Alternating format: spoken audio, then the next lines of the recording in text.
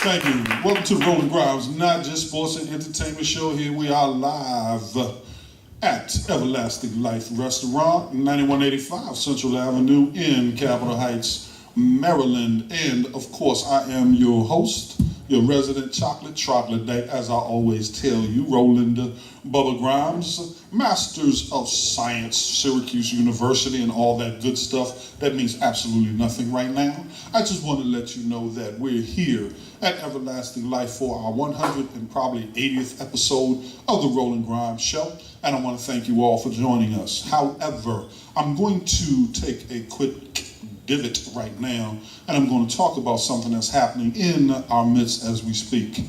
Recently, you have heard that the National Basketball Association has decided to extend a lifetime ban to the owner of the Los Angeles Clippers. I believe his name is Don Sterling, if I have the name correct.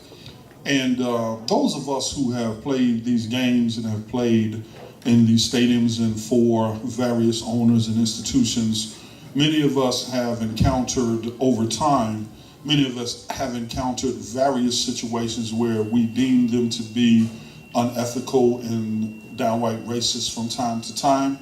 And over the years, because mainstream media didn't always carry some of what it is we have to say and how we feel about it, especially from the African American community, one of the things that has happened with social media and internet is that our voices now get heard in a way that's never been heard before. This lifetime ban is going to be whatever it's going to be. I don't know what impact that will have on that man, his life, or the NBA at all. But as I get into a little deeper issue, I want to share with you something that I read in a book written by the legendary NFL Hall of Fame running back Jim Brown in his book Out of Bounds. He talked about how difficult it is to tell a man, an owner of a team, how he should operate his team. When he's the one that's paying the bills, he is the one that's taking the risks. It's his name that's on those corporate papers and he's signing those checks. It's real difficult to tell a man how he should operate, who he should like, and how he should function. However, because of today's society as we move more toward equalitarian society, for lack of a better way to describe it, now what people say and sometimes what they do can get them into some public relations hot water that creates this kind of issue or this kind of ban that we see today. But if you recall, Riley Cooper from the Philadelphia Eagles did something very similar. It was caught on video. However, his sanction wasn't quite nearly as devastating as this has been for the Los Angeles Clippers owner. But it also begs the next part of this, which is ownership is ownership. And I don't give a damn how much we try to tell owners what they should do and shouldn't do. The fact of the matter is, had this not appeared on the tape, we wouldn't even be having this conversation right now. The problem is not Don Sterling, the problem is ownership. And quite frankly, throughout the history of America, African Americans especially, have never owned the games that they play in. And it's high time that something like that begins to happen.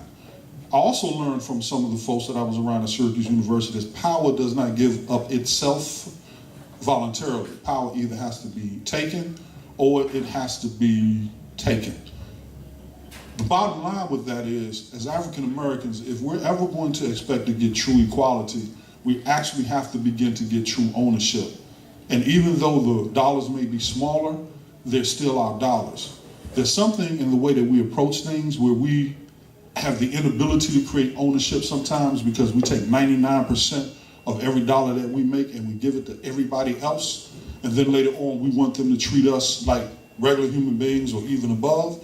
And sometimes that just isn't going to happen. Recently, I myself encountered a situation 3 o'clock in the morning where 2 gas stations refused to allow me to buy gas from them because of the color of my skin. 3 o'clock in the morning. Now, the old ROLAND GRIMES probably would have busted the door down and punched the window in. But the new ROLAND GRIMES decided it's time for me to take a little different approach, and I'm just going to do business. So I'm letting you folks know at Exxon and at Shell that you'll be getting a letter from me, and you'll be hearing from some of my other constituents just to let you know that you have people representing your brand who refuse to serve us Negroes from time to time. And I'm quite upset about it. So, having said that, since I'm not going to own an Exxon or a Shell, and I'm probably not going to own an NBA team anytime soon, I just want you folks to know that this is very, very serious business that we're dealing with. and African Americans can no longer stand in a position where we are servants, where we are employees, and we're not owners. It cannot continue to operate that way, and we expect to see anything different in the decades to come. This is Roland Bubba Grimes. Roland Grimes, not just sports entertainment show. We have a dynamite show on tap for you tonight. I'm going to get into my guests in a little bit. In the meantime, sit tight. We'll be right back.